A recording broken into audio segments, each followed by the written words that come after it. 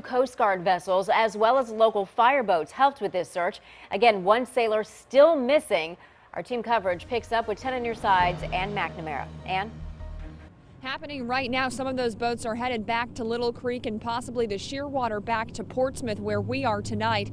Those are the boats that responded for the Coast Guard to this crash. Let's take a look at some of the video. The first picture you'll see is of a cutter that looks very similar to the Shearwater.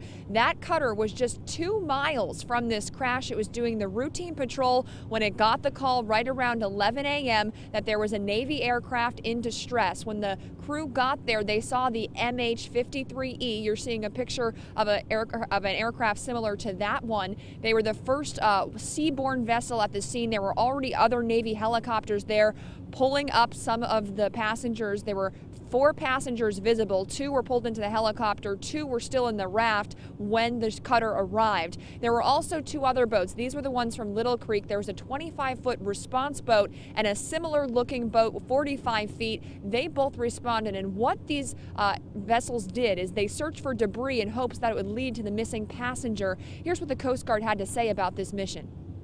The Coast Guard cutter Shearwater was already out on a routine training mission.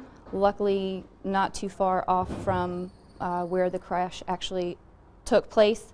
We've obviously had lots of training, and we do this on a daily basis, so our training is coming into play on a very local level.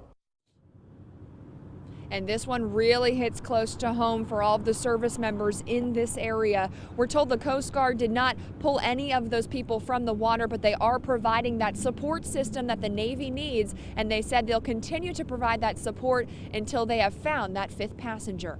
Live in Portsmouth, I'm Ann McNamara, 10 on your side.